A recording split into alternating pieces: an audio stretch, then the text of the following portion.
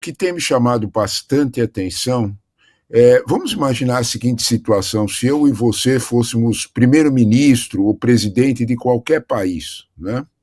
Depois dessas idas e vindas, principalmente depois de você dizer, olha, eu vou dar 14 dias para a diplomacia funcionar, e eu fiz a conta, 36 horas depois, manda o seu avião mais forte para atacar a pessoa que você disse que ia dar 14 dias. Eu pergunto, se eu e você fôssemos primeiro-ministro, né, de qualquer lugar, nós iríamos confiar na palavra desse presidente? Como é que fica a confiabilidade? Porque a vida segue, né? Eu vou fazer acordos, eu vou negociar. É o primeiro PIB do mundo. Né? Há um risco. Né? Aquelas visitas ao Salão Oval, todos que forem convidados para lá vão, sei lá, pôr um pouquinho, né, as barbas de molho. Você lembra o que aconteceu naquele Salão Oval? Com o Zelensky, com o Ramaphosa da África do Sul, com o próprio Merz, com o Carter do Canadá. Então, quando se olha para esse quadro, né, a confiabilidade da figura presidencial norte-americana começa a ficar bastante afetada. Isso vai ter custo. Né? E, de alguma forma, o peso dos Estados Unidos, ao contrário do que a gente imagina, peso de um país, palavra de um país, ela vem junto com credibilidade daquele que é seu representante. Você oferece 14 dias mínimo, para você negociar e 36 horas depois você ataca.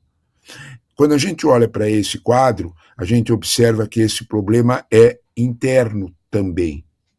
O Marco Rubio, que é o secretário de Estado, representou o triste papel de, no dia 14 de junho, o ataque inicial de Israel foi no dia 13, no dia 14 de junho, dizer, nós não temos nada a ver com isso, lembra disso?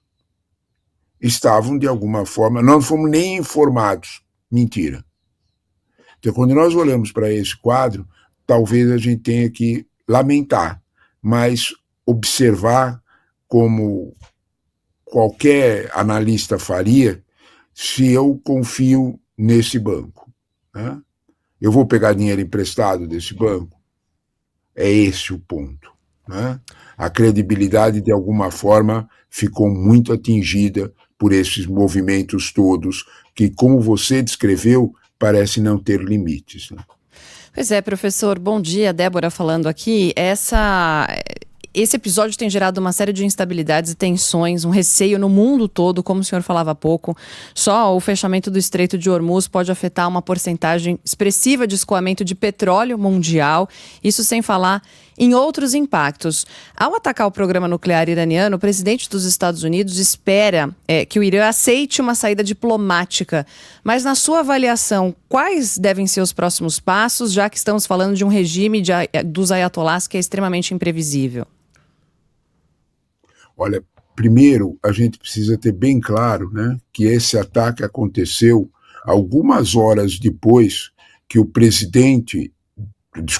que o diretor da Agência Internacional de Energia Atômica assegurou com todas as letras, abre aspas, não há indícios de que o Irã esteja desenvolvendo uma bomba atômica. Ele desenvolveu enriquecimento de urânio. Do enriquecimento de urânio até a bomba atômica, o caminho é longo e ele não há indícios disso. É o que disse o Megali. Há 20 anos todos nós ouvimos que o Irã está desenvolvendo uma bomba atômica.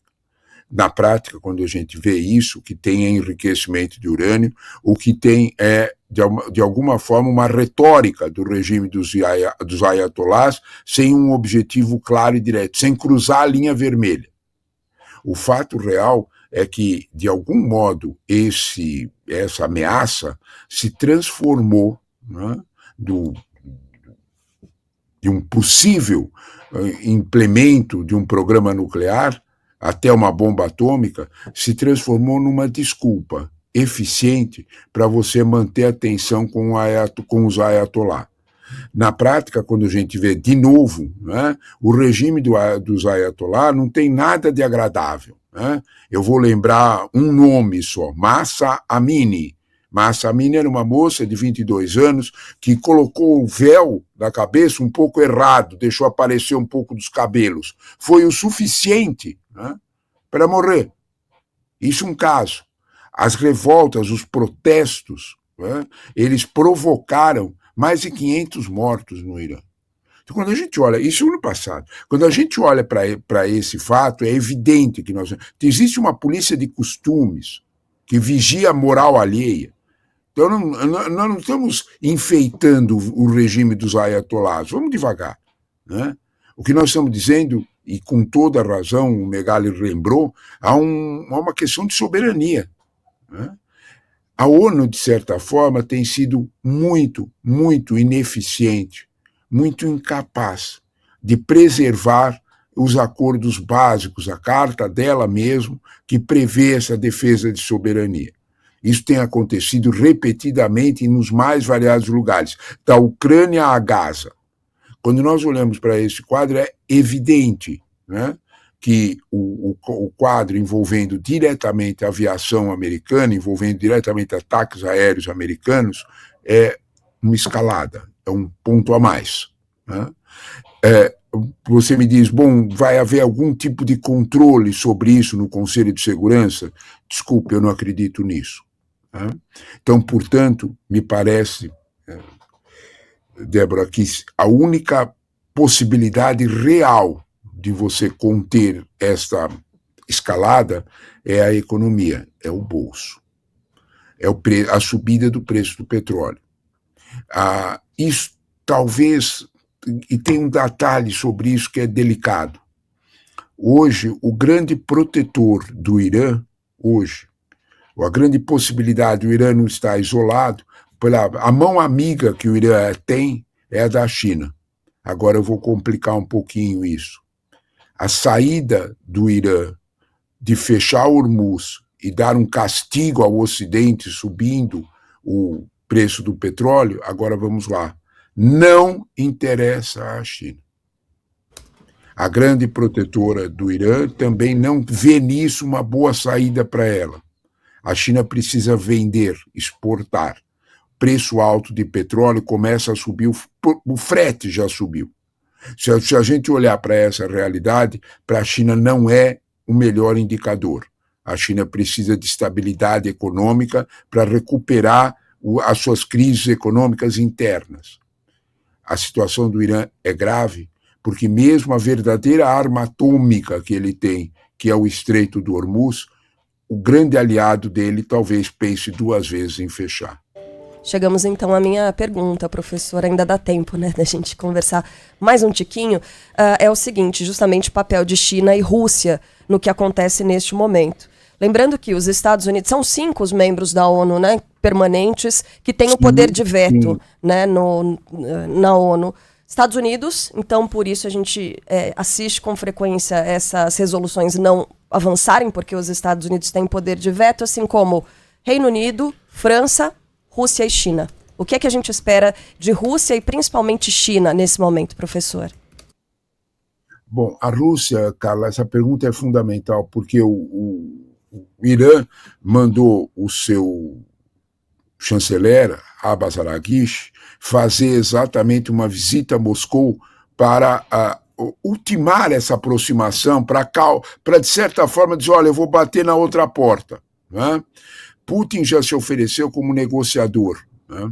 A gente precisa ver, quando a gente fala de Rússia, a gente está falando do junior partner em relação à China. Né? Quem tem alguma dúvida disso, pensa que o PIB chinês é de 19 trilhões, o PIB russo é de menos de 2, ele é menor que o do Brasil. Então, quem é que tem grana para sustentar o que fala? Né? Na verdade, a China é o X da história. Né? A Rússia, ela, de certa forma, vai usar o seu papel de mediador, falar pela China. Né? O problema central é que a China, neste momento, também não interessa para a China apertar demais os parafusos de uma crise internacional econômica do lado do Ocidente. Não lhe interessa isso. De algum modo, a China sabe perfeitamente como ela pode negociar. Talvez o único papel da China seja o de acalmar os Estados Unidos, conversando com os Estados Unidos de boca fechada. Carla, você tocou num ponto central. O que é que a China pode fazer? Ela já mostrou que no episódio das tarifas comerciais ela pode muito, mas ela tem força para isso. Ela apenas e tão somente cortou a saída dos metais raros e deixou as 6 big techs irem lá bater na porta do salão presidencial e dizer: ô, doutor Trump, não dá, não temos como trabalhar se a China não vender isso aí. Então, na prática, ele sentou lá e conversou com mais calma.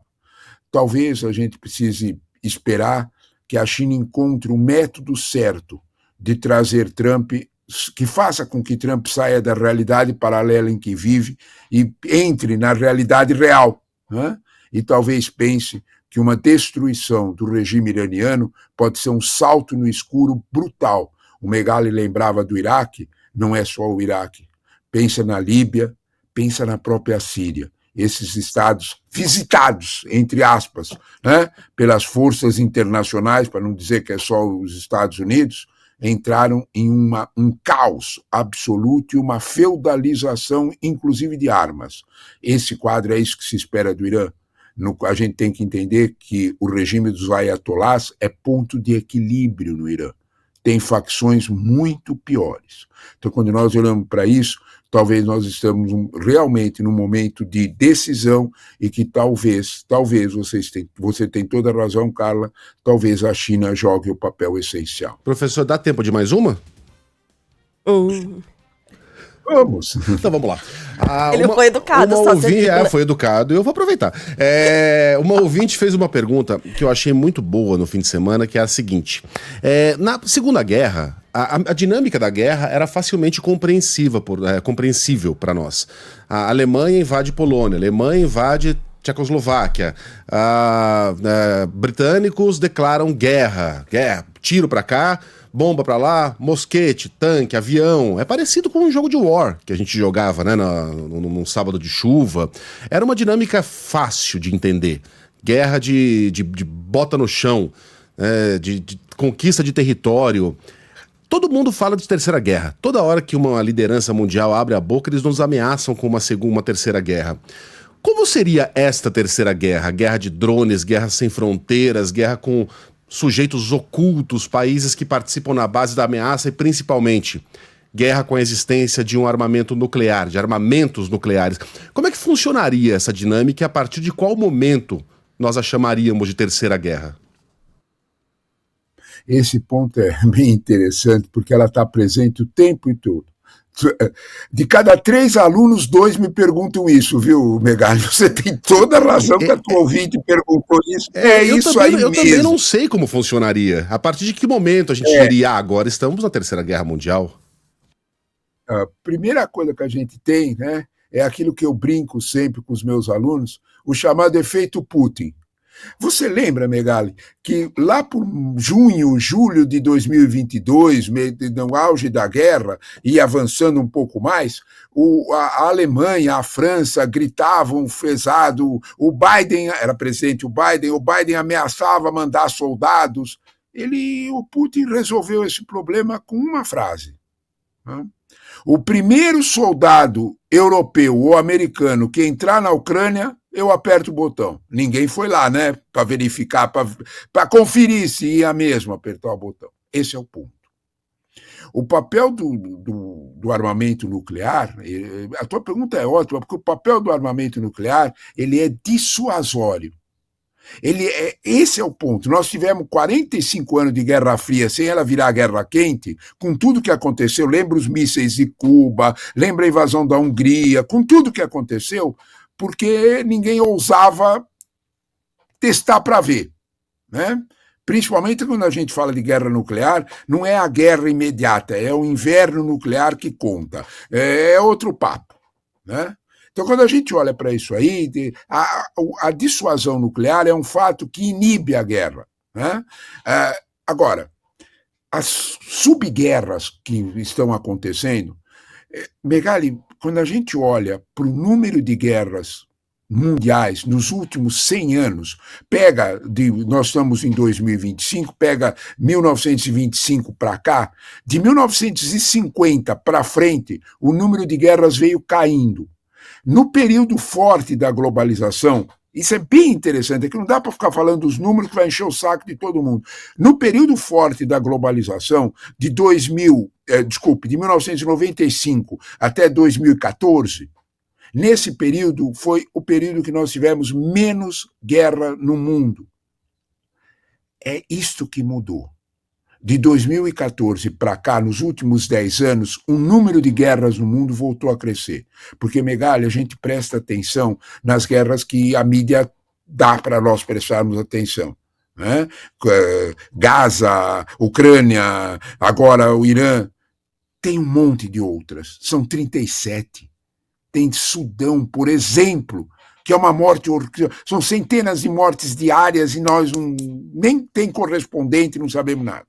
Nós temos um monte de outras guerras, na Ásia, na África, até na América Latina. Então, quando nós olhamos para esse quadro, o que está acontecendo? Primeiro de tudo, nós temos que lembrar um fato, Megali. Mais comércio, menos guerra. Quando você tem menos comércio, você tem mais guerra. Isso é essencial para entender o que está acontecendo. De 18 para cá, quando ele aumentou, o Trump apertou a guerra comercial com a China, as coisas pioraram bastante. É nesse contexto que a gente tem que olhar vamos dizer desta forma, né, a digitalização da guerra. A guerra no Irã, ela não aconteceu agora, ela vem acontecendo há bastante tempo. Israel, em outubro passado, destruiu as bases lançadoras de mísseis que os russos tinham dados para o Irã, o S-300 e o S-400. Foi com isso que a Israel preparou esse ataque, porque o Irã ficou indefeso. Fora disso, nós temos que lembrar a guerra subterrânea. Israel matou toda a liderança militar iraniana. Foram 18 generais. Israel matou 14, pelo menos, que é o que está no New York Times, que é a referência que nós temos. E o Washington Post matou 14 dos principais cientistas nucleares. Israel, portanto, transformou o dia a dia o território iraniano numa peneira para os seus agentes. Esse tipo novo de guerra, e que não é só uma guerra no ar, ela é uma guerra de hackers. O maior drama para Teherã hoje é que Teherã não pode deixar funcionar os celulares, porque se Teherã deixa funcionar os celulares, Israel hackeou esses celulares e ele entra com notícia falsa. Vai acontecer bombardeio em tal área, em tal bairro, há um desespero, as pessoas se mexem, o Irã não tem abrigo como tem Israel. É mentira, ela ataca em outro. Esse perfil novo da guerra, que é uma guerra digitalizada, que é uma guerra aérea, deixou toda aquela mentalidade que nós temos de guerra para trás. Hoje um tanque de guerra tem uma utilidade mínima, infantaria tem utilidade mínima. Tudo isso para a gente não brincar com a ideia de guerra com robô humanoide. Deixa para lá. Quando a gente começa a comentar o que existe de fato, a gente percebe que a ausência de transparência que a globalização permitia, a agência de uma visão multilateral está trazendo um fenômeno muito cruel para a humanidade. E, como sempre, ela atinge mais os países mais pobres. Então, esse quadro, você lembrou muito bem, Megali. Não é Terceira Guerra Mundial que nos assusta, é a quantidade de guerras menores e, principalmente, a mudança do perfil da guerra. Terceira Guerra Mundial seria atômica e ela seria a última. Vale sempre lembrar o aviso do Albert Einstein. A Terceira Guerra Mundial eu não sei quando vai ser e como vai ser, mas a quarta eu sei. Vai ser de volta com machado, clava e etc. É isso. Professor, eu separei essa frase, eu ia terminar com ela, eu ia fazer o grande finale, mas o professor Leonardo Trevisan não me permitiu. Não me permitiu. Tá querendo ensinar Padre Nosso ao vigário? Não Roubou tem meu brilho. como.